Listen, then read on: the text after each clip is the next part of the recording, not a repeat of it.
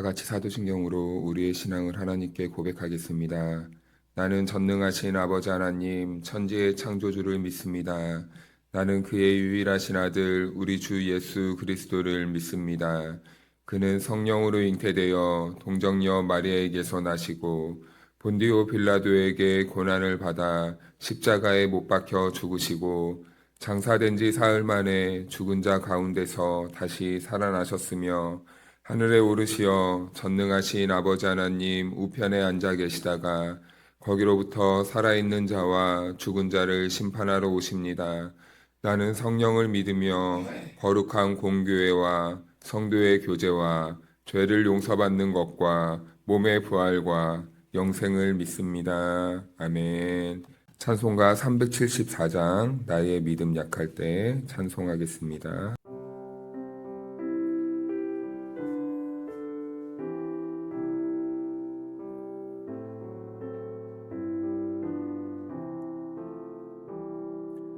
나의 믿음 약할 때 주가 붙드네.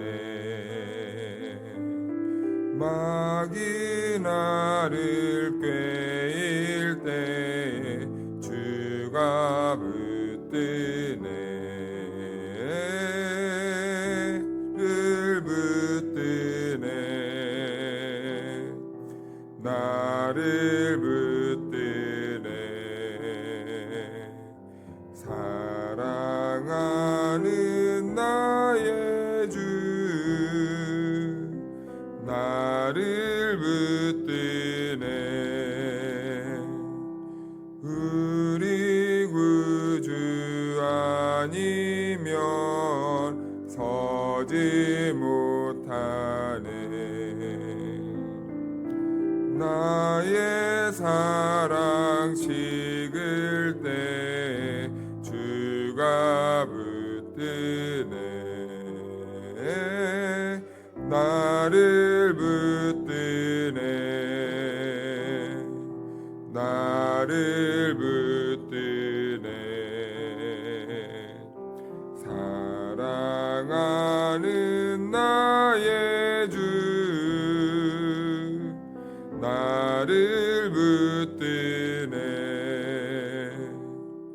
나를 귀히 보시고 항상 붙드네. 구원 얻은 사람이 항상 붙드네. 나를 붙드네. 나를 붙드네. 사랑하는 나의 주 나를 붙드네. 나의 영혼 약할 때 주가 붙드네. 피를 흘려 샀으니 주가 붙드네. 나를 붙드네. 나를 붙드네. 사랑하는 나의 주 나를 붙드네. 오늘 우리에게 주신 하나님의 말씀 보도록 하겠습니다. 열왕기상 11장 1절에서 13절 말씀입니다. 솔로몬 왕이 바로의 딸 외에 이방의 많은 여인을 사랑하였으니 곧 모압과 암몬과 에돔과 시돈 헷 여인이라.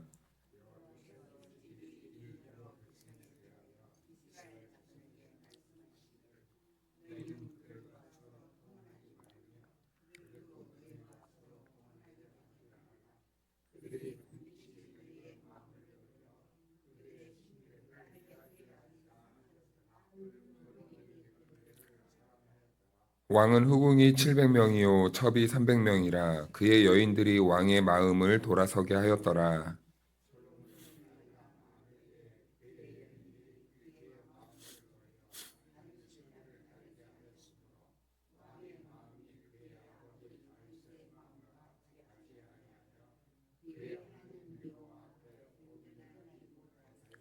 이는 시돈 사람의 여신 아스다롯을 따르고 암몬 사람의 가증한 밀곰을 따름이라.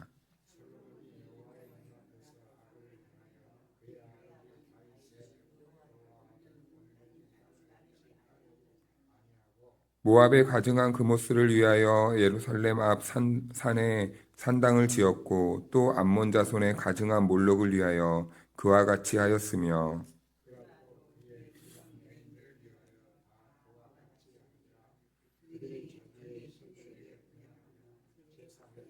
솔로몬이 마음을 돌려 이스라엘의 하나님 여호와를 떠남으로 여호와께서 그에게 진노하시니라.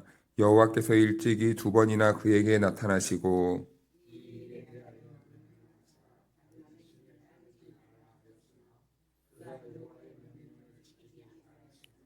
여호와께서 솔로몬에게 말씀하시되 내가 이러한 일을 있었고 또 내가 내 언약과 내가 내게 명령한 법도를 지키지 아니하였으니 내가 반드시 이 나라를 내게서 빼앗아 내 신하에게 주리라.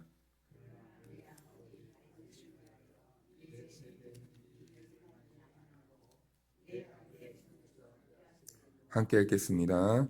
오직 내가 이 나라를 다 빼앗지 아니하고 내 종 다윗과 내가 택한 예루살렘을 위하여 한 지파를 내 아들에게 주리라 하셨더라. 아멘. 할렐루야. 하나님의 은혜와 평강이 우리 모두에게 함께하기를 주님의 이름으로 축복합니다. 네, 우리가 이제 솔로몬의 이야기를 처음 시작하면서 지금까지 계속 이 이야기를 나누고 있고, 그리고 이제 솔로몬에 대한 평가가 나오고 있는데, 우리가 이렇게 읽다 보니까 솔로몬은 완전 나쁜 놈이네 라고만 생각할 수도 있습니다.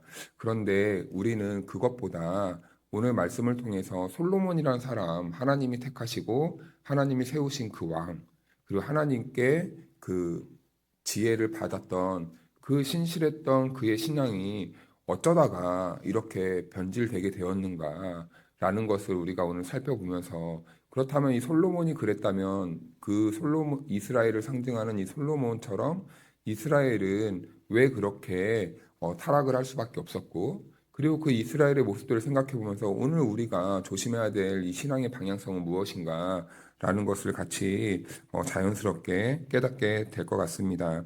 그래서 먼저 1절 말씀을 보면 솔로몬 왕이 바로의 딸 외에 이방의 많은 여인을 사랑하였으니, 네, 참 이게 우리가 잘 기억하고 있는 유명한 매우 숫자죠. 후궁만 700명, 첩이 300명. 그러니까 솔로몬 주변에 있던 여인만 1000명이란 이 숫자가 등장하는데, 말씀드렸다시피 이렇게 숫자를 이렇게 기록하는 이유는 이것보다 훨씬 더 많았을 수도 있다는 겁니다. 그만큼 솔로몬의 이 주변에는 수많은 여인들이 있었다는 것을 상징적인 이 숫자로 이렇게 기록하고 있는 거예요. 그래서 솔로몬은요, 이 40년 동안 통치를 했어요. 그래서 우리가 생각을 할 때, 솔로몬 이 사람은, 왕은 이 여인이 참 많았구나라고만 이렇게만 생각하면 안 됩니다. 왜냐하면은 이 1000명이라는 숫자는 한 번에 갑자기 무슨 어디서 쌀 수입하듯이 와장창 데려온 게 아니라 세월이란 이 긴 통치의 기간 동안에 차근차근 데려왔다라는 것에 우리는 주목을 해야 된다는 거죠. 그러니까 이 솔로몬은 오랜 시간 동안 일관적인 태도로 이렇게 나라를 통치하고 살아왔었다라는 겁니다. 그리고 이 시작점, 이 여인들을 많은 여인을 데려오게 되는 그 시작점이 바로 이 바로의 딸, 그 바로의 딸, 애굽의 바로의 딸과 결혼하면서부터 이 일이 계속해서 진행되었다는 겁니다. 그렇다면은 이 당시에 이 이방 나라와의 결혼은 단순히 이 정치적인 동맹을 뛰어넘어서요. 정치적인 동맹의 의미를 가지고, 그리고 애굽이라는 이 강대국 나라에 이 이스라엘의 나라의 이 평화와 안전을 맡긴다는 그런 의미도 있었습니다.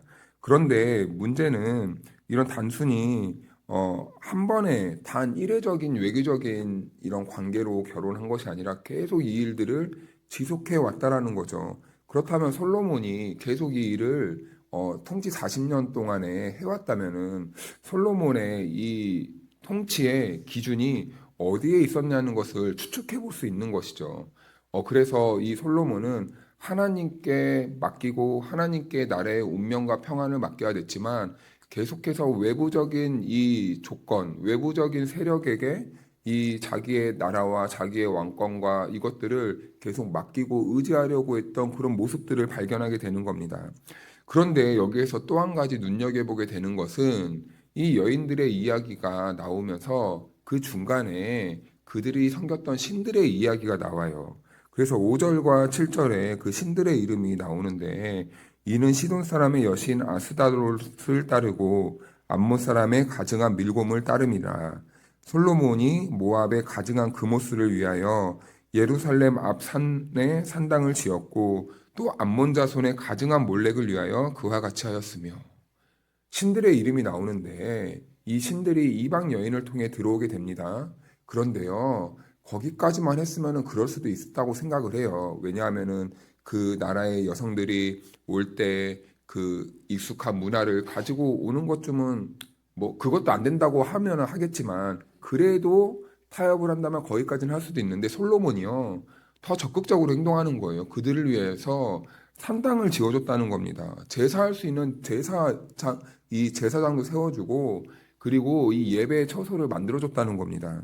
그러니까 이 이스라엘의 나라가 어떻게 되었겠습니까? 이 수많은 여인들이 들어올 때마다 그들이 그 나라에서 섬기던 신들을 위해 제사하던 이 예배당들이 지어지게 되니까 그 나라를 보았을 때 참 재미있지 않았을까. 한 번은 이곳에서 막 이쪽 신을 제사하고 있으면서 동시다발적으로 막 그 신들을 섬기고 있는 거예요. 참 이게 상상이 안 될 정도로 어떻게 그렇게 했을 수 있을까라고 이렇게 생각이 듭니다. 그래서 성경은 단순히 우리가 이 여인들을 볼 때 솔로몬은 많은 여인과 사랑에 빠졌겠구나 라고 이렇게 생각할 수도 있었겠지만 하지만 더 본질적으로는 그 여인을 사랑한 것을 넘어서 그들의 신들이 들어왔었다. 그런데 이 신들이 들어왔다는 것은 무슨 어떤 의미를 가지고 있습니까? 그 신이 담고 있던 세계관, 가치관, 그리고 신을 중심으로 형성된 문화들이 솔로몬 주변에 가득하게 되었다라는 겁니다. 왜냐하면 그 당시에는 신 중심의 사회였잖아요.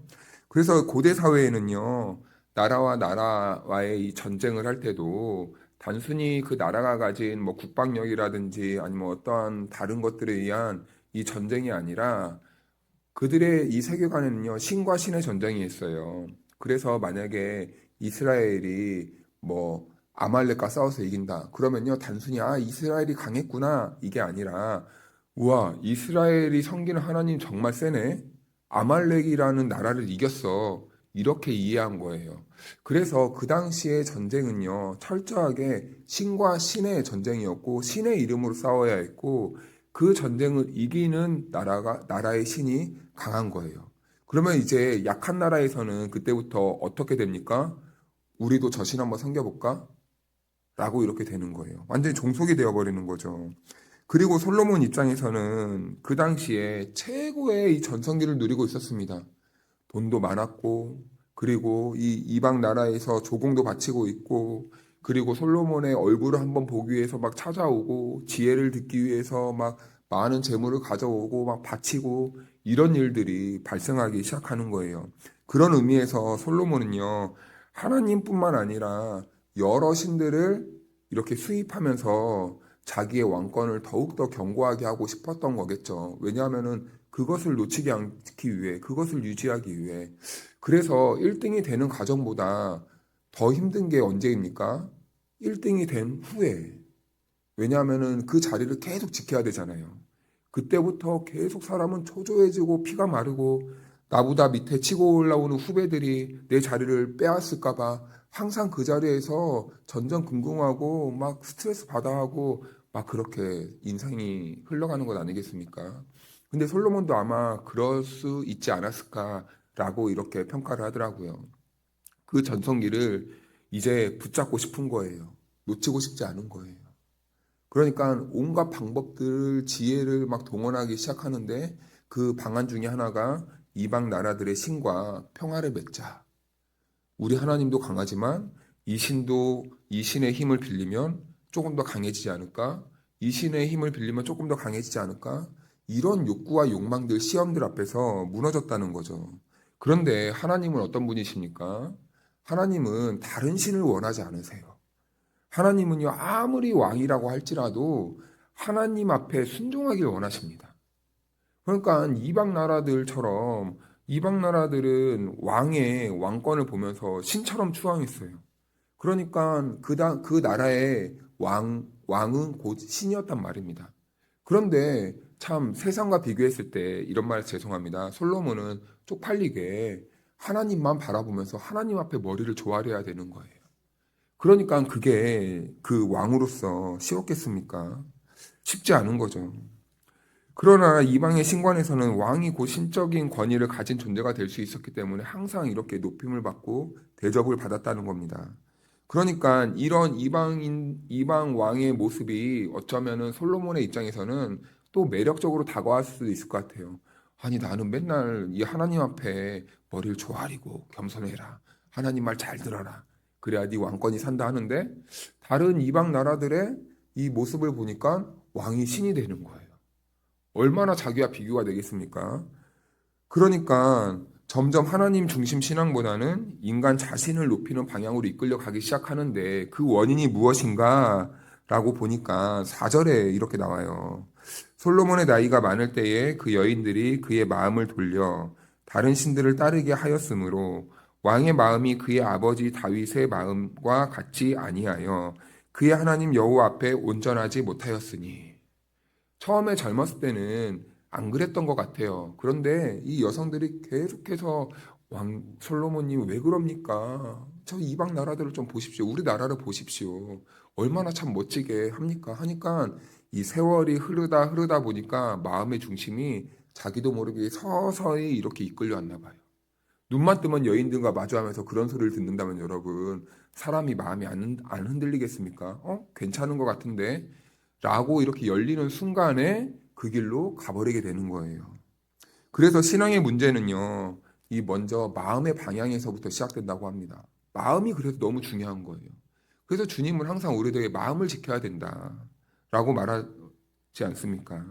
하나님을 떠난다는 것은요, 어느 날 갑자기 우리가 등을 획 돌리는 게 아니거든요. 이 신앙이 변질되고 신앙이 무너지는 것은요, 어떠한 단회적인 사건 때문에, 한 번의 사건 때문에 일어나지 않아요. 지금까지 마음이 돌아서고 시선이 빼앗기고 여러 가지 수만 가지의 일이 쌓이고 누적되고 축적되면서 신앙이 결과적으로 그렇게 돌아서게 되는 것입니다.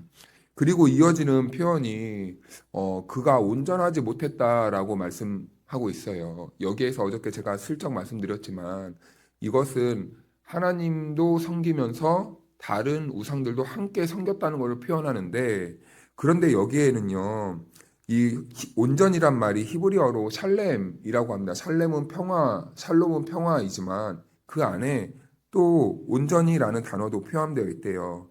그런데 이 이름, 이 샬렘이란 뜻이 솔로몬의 이름에서 파생되었거든요.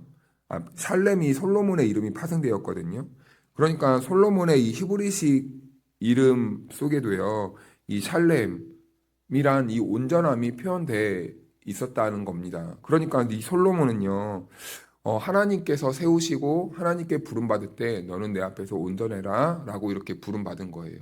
너는 나만 바라보아라. 너는 나만 섬겨라. 왜요? 하나님이 솔로몬을 사랑하시니까. 신부와 신랑 관계 아닙니까? 관계적인 관계 아닙니까? 사랑하는 사이는 서로를 바라봐라. 나는 너를 이만큼 사랑해. 넌 나만 바라봐. 라고 이렇게 이름까지 지어주셨는데, 그런데 인생을 살아오면서 어느 순간 솔로몬의 인생에 그 온전함이 사라지게 된 거예요.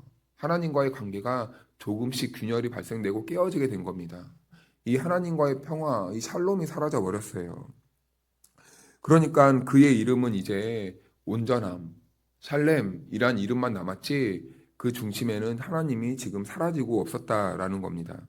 그런데 솔로몬의 이 문제는요, 사실은 솔로몬의 문제만이 아니에요. 솔로몬은요, 이스라엘 전체를 보여주고 있는 겁니다. 이스라엘의 문제가 이거였다는 거예요. 하나님 앞에서 온전함이 사라졌다는 겁니다.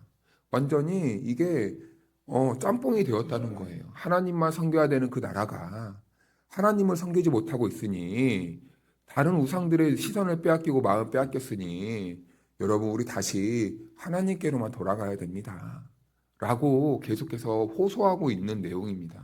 그런데 이 내용은 또 그 당시 이스라엘뿐만 아니라 오늘 우리들도 마찬가지 아니겠습니까?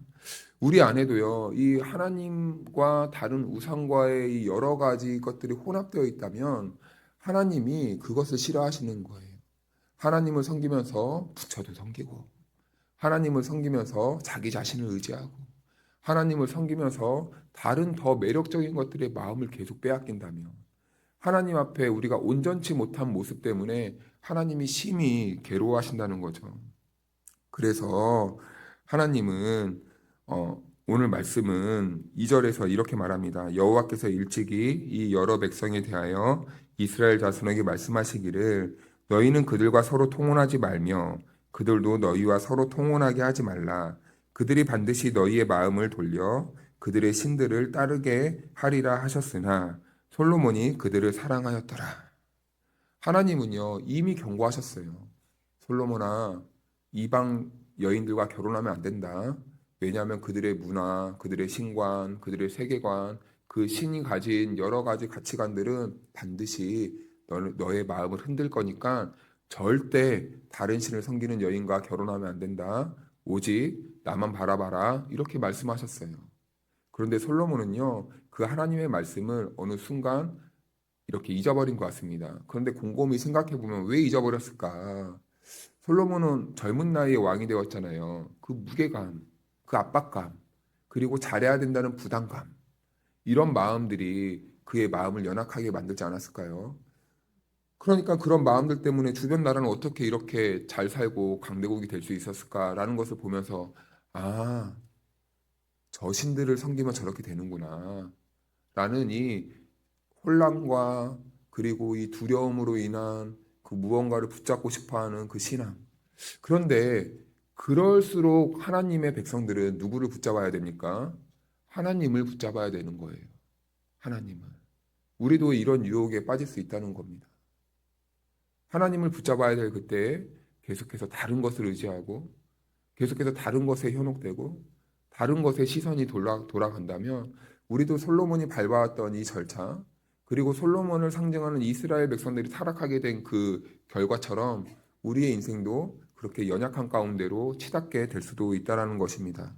그래서 하나님은요, 솔로몬에게 이미 경고하셨고 그러지 말아라 라고 했어요. 왜냐하면 마음 뺏기면 안 되니까요. 마음이 곧 우리 신앙의 방향을 결정할 수 있기 때문이죠. 오늘 우리도 마찬가지죠.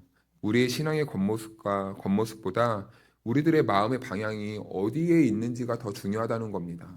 솔로몬은 외형적으로는 너무나 복받고 그리고 여러 강대국처럼 잘 되었어요. 그런데 오늘 그 안에 보여졌던 솔로몬의 그 연약한 모습은 하나님이 아닌 계속해서 우상 숭배와 우상의 가르침과 우상에게 의지하려는 그 연약한 모습을 보이고 있다는 겁니다. 그래서 우리도 오늘 이 아침에 이 주의 말씀을 통해 우리의 중심도 한번 돌아봐야 되겠죠. 나는 하나님을 섬기고 있고 나는 하나님을 따르고 있다고 하지만 내 중심의 방향은 어디로 흘러가고 있는가? 내 중심의 방향은 지금 무엇을 의지하려고 하는가? 하나님께서는 솔로몬에게요, 너는 큰 왕이 되어라. 너는 멋있는 왕이 되어라. 너는 다른 열강들보다 뛰어난 왕이 되어라. 라고 요구하신 적이 없습니다. 하나님은 다만 너는 내 법도와 율례와 계명을 잘 지켜라. 왜 이렇게 말씀하셨을까요? 너는 이것만 잘하면 다른 건 내가 다 해줄게. 지혜도 주고 그리고 국방도 내가 책임져 주고 나라의 평화도 책임져 주고 너의 부와 너의 기와 너의 자녀들의 모든 형통의 복, 모든 것들을 다 내가 책임져 줄 테니까 너는 나만 바라봐라. 내가 너를 사랑하듯이 너는 나 앞에서 온전하라 라는 이것만 요구하셨다는 거죠. 그런데 솔로몬은 잠시 여기에서 흔들렸다라는 겁니다. 이스라엘도 흔들렸다라는 거예요. 그런데 여러분, 하나님께서 왜 이스라엘 백성들에게 이 솔로몬의 이야기를 통해 이런 말씀을 해주시겠습니까? 이스라엘아, 다시 돌아와라. 나는 아직 마음을 열고 있다. 난 아직 두 손 두 팔 다 벌리고 있다. 너가 돌아온다면 나 언제든지 안아줄게. 품어줄게. 기다리고 있으니 오늘 나에게 빨리 돌아와라. 회복은 누구에게 있습니까? 나에게 있다. 하나님께 있다. 이 음성을 들려주기 위해서 하나님께서 이 이야기를 해주고 있는 거죠. 우리도 마찬가지입니다. 하나님을 떠나서 잠시 곁길에 우리가 다른 것에 시선을 빼앗기고 마음을 빼앗기고 우리의 삶이 무너지고 있다면 하나님께서는 온 이 말씀을 통해서 우리들에게도 동일하게 돌아와라. 나에게 회복이 있다. 나에게 평안이 있다. 복이 있다. 돌아와라 다시. 나와 언약 가운데서 관계를 맺자. 라고 이렇게 말씀해 주십니다. 사랑하는 여러분, 오늘 우리의 시선은 어디에 있습니까? 우리의 중심은 어디에 있습니까? 오늘 돌아오라는 이 하나님의 음성 앞에서 우리가 다시 하나님을 향해서 시선을 올곧게 고정하시고 하나님과 함께 동행하며 살아가는 저와 여러분들의 삶이 될 수 있기를 축복합니다. 기도하겠습니다. 하나님 아버지, 오늘 말씀을 통하여 우리들의 모습, 우리들의 중심을 돌아보게 됩니다. 세상의 시선을 빼앗겨 마음이 기울어지고 비교와 욕심 속에서 마음이 흔들렸던 순간들을 이 시간 주님 앞에 내려놓습니다. 하나님, 우리의 마음을 지켜주옵소서. 주님 오시는 그날까지 주님만 바라보면서 우리의 마음을 잘 지켜 주님만 따라갈 수 있도록 인도하여 주시옵소서. 우리가 바쁘고 분주하게 살다가 보면 때로는 기도는 형식이 되고 예배가 습관이 되며 마음은 점점 다른 곳으로 떠밀려 갈 때가 있습니다. 주님, 그럴 때마다 우리를 다시 주님 앞으로 인도하여 주셔서 주님과 함께 날마다 주님 나라를 살아가는, 주님과 동행하는 복 있는 삶이 될 수 있도록 도와주시옵소서. 하나님, 오늘 이 자리에 나온 성도들의 기도를 들으시는 줄로 믿습니다. 하나님을 바라보고 믿음으로 기도하는 우리 성도들의 기도에 하나님께서 넘치도록 응답하여 주실 줄로 믿습니다. 삶의 자리에서의 치열한 영적 전쟁과 경제적인 문제와 가정과 자녀들의 문제가 있습니다. 또 건강의 문제와 영적인 문제로 우울감과 무력감에 빠진 고통 속에 있는 성도들도 있습니다. 이 시간 우리들에게 새 힘을 허락하여 주옵소서. 우리의 아픔과 한숨을 기쁨과 감사로 바꾸어 주셔서 하나님의 영광을 찬양하는 우리들의 삶이 될 수 있도록 인도하여 주시옵소서. 우리의 구원을 완성하실 때까지 끝까지 사랑으로 붙드시고 인도하실 하나님께 감사드리며 우리를 위해 십자가 지신 예수님의 이름으로 기도하옵나이다. 아멘.